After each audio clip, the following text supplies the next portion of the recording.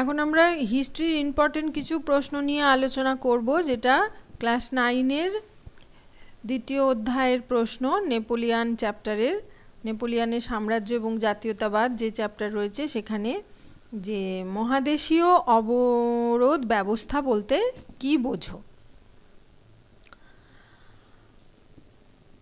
যুদ্ধে যখন ইংল্যান্ড সমস্ত জায়গায় অপরাজেয় থাকছে, তখন সেই ইংল্যান্ডকে অর্থনৈতিকভাবে পর্যুদস্ত করার জন্য নেপোলিয়ান কি করলেন, ইউরোপের বন্দরগুলোতে ইংল্যান্ডের পণ্য সামগ্রী আমদানি নিষিদ্ধ করে দিলেন। এইভাবে ইউরোপ মহাদেশের বন্দরগুলোতে ইংল্যান্ডের বিরুদ্ধে যে অর্থনৈতিক অবরোধ জারি করা হয় তাকেই মহাদেশীয় অবরোধ ব্যবস্থা বলা হয়। ইংল্যান্ডের বিরুদ্ধে এই অবরোধের ফলে ফ্রান্সের মিত্রশক্তিগুলো ফ্রান্সের বিরুদ্ধে ক্ষুব্ধ হয়ে ওঠে। অন্যদিকে আবার ইংল্যান্ডের পাল্টা অবরোধে কাঁচামালের আমদানি ক্রমশ কমতে থাকায় ফ্রান্স অর্থনৈতিক সমস্যায় পড়ে। এই মহাদেশীয় অবরোধের সূত্রে নেপোলিয়ানকে পর্তুগাল, স্পেন, রাশিয়া প্রভৃতি দেশের সঙ্গেও যুদ্ধে জড়িয়ে পড়তে হয়। এই যুদ্ধগুলোতে তার পরাজয় এবং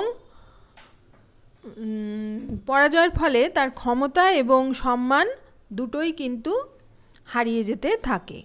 তাই মহাদেশীয় অবরোধকে বিভিন্ন রাজনীতিবিদরা বা ঐতিহাসিকরা তার রাজনীতি জ্ঞানের অভাব বলেই আখ্যা দেন।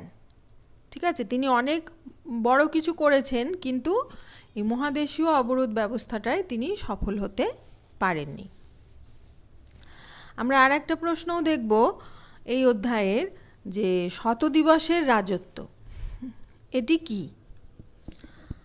1813 খ্রিস্টাব্দে লাইপজিগের যুদ্ধে নেপোলিয়ান মিত্র শক্তিবর্গের কাছে চূড়ান্তভাবে পরাজিত হয়।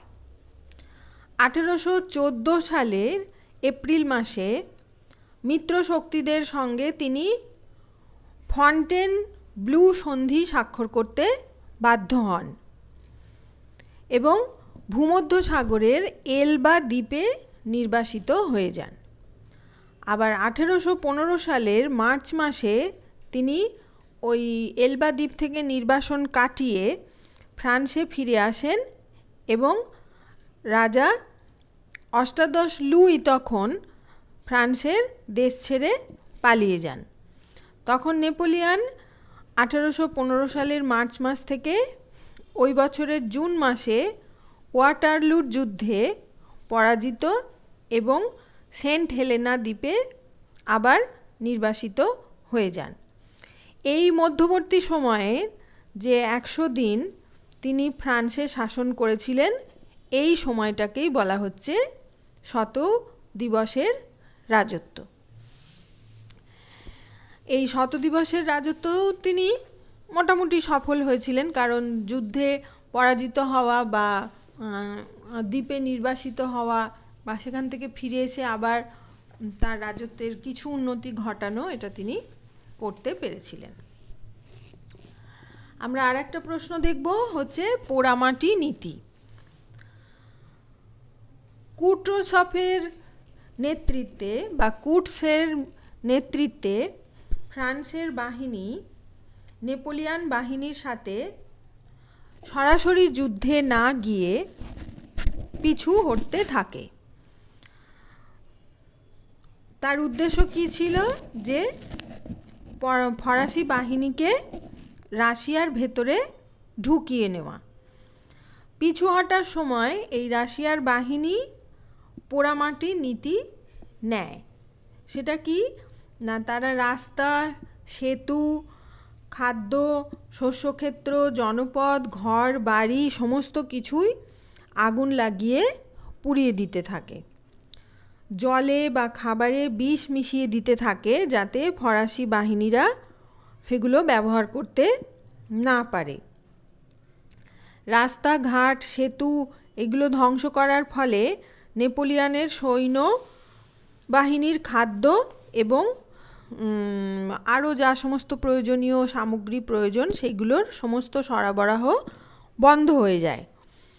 তখন নেপোলিয়ন তার গ্র্যান্ড বাহিনীর অবস্থা পোড়ামাটির নীতির ফলে দিন দিন শোচনীয় হয়ে পড়ে।